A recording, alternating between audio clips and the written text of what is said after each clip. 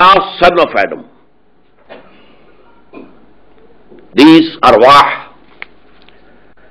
In hadith we find the words, Al-arwahu junudun mujannada. They were like armies, all human beings. The spirits of all human beings were created at that time. And all the angels were created. Still, the time and space complex had not split. Time was not there. You may call it absolute time. No serial time was present at that time. And there was no motion in that light, subtle light, no heat. And from this light were created, as I have told you, all the human spirits as well all the angels. And this is, the bold line. This was our first life, as spirits only, no bodies. But then, during this life, Allah took the covenant from those spirits of human beings. Alastu bi rabbikum? Qalu bala. This is in Quran, chapter 7 and ayah 171. Alastu bi rabbikum? Am I not your Lord? And all of us, all the spirits of all the human beings, from Adam till the last human being who will be there before the end of this world, they said in one voice, why not? You are our Lord. This was the first covenant taken from the spirits of human beings by their Lord and Creator Allah. But then they were put to a sleep. This was the first death. Put to sleep. We may say, put in some cold storage. And that was the first death that we experienced before coming to this world. And now, after the Big Bang started, the material world. And this Big Bang was another kun, big kun. Here let me quote from the Gospel according to St. John. In the beginning, there was Word. And the Word was with God. And the Word was God. Whatever has been created is through this Word. This word kun, Quran has given us the proper word. Be, and it is. So that was the first creation. But then we were made to sleep or put in some cold storage. In the meantime, this Big Bang, another, big kun of Allah subhanahu wa ta'ala, and it took the form of small particles, very minute, but very hot, and running away from each other with a speed. And from this, Quran tells, the self-conscious creations were the angels and the human spirits. Now, another self-conscious creation, and that is of the jinns or the jinnis, I think you call it. And Quran tells they were created out of fire. That was after the Big Bang of the physicists. Then, to cut a long story short, there were galaxies were formed and planets and stars.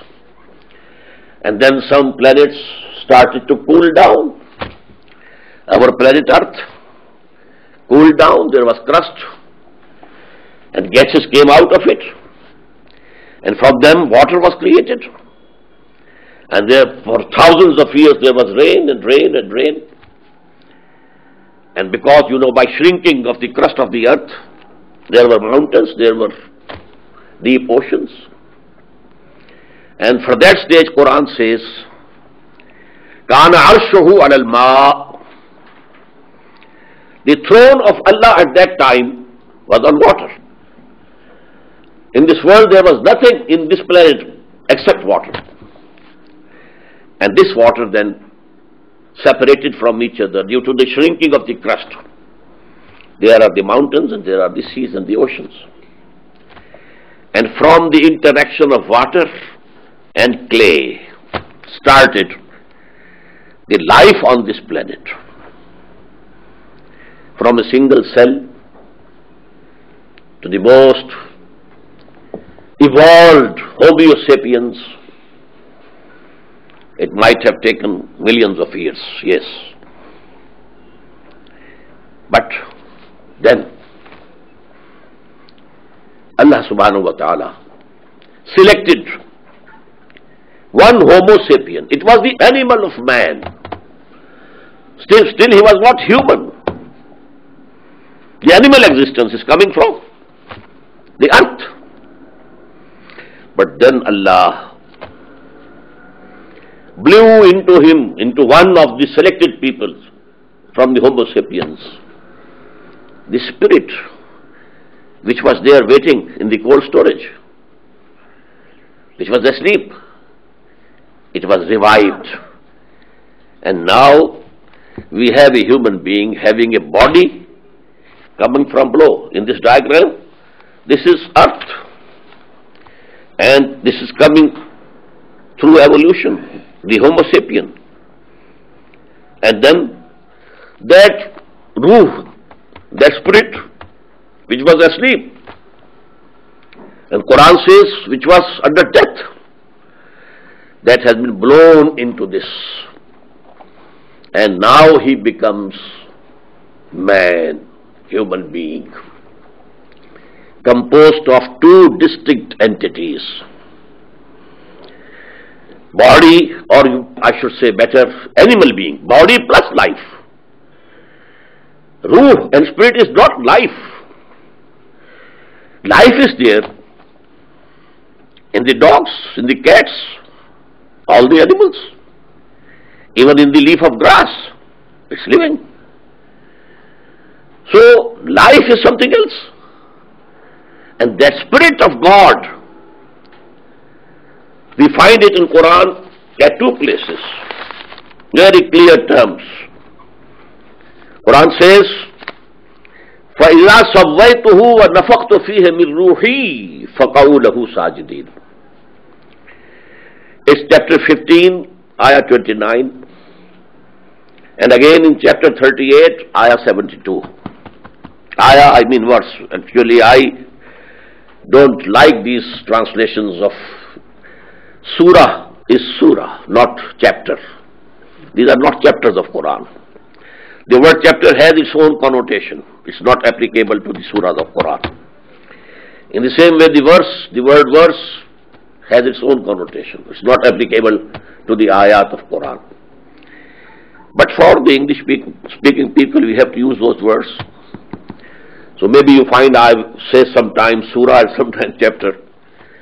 So in Surah Al-Hijr 15 and verse 29 and Surah Sad, which is number 38 and the verse 72, فَإِذَا سَوَّيْتُهُ, Allah had said to the angels before the creation of Adam, when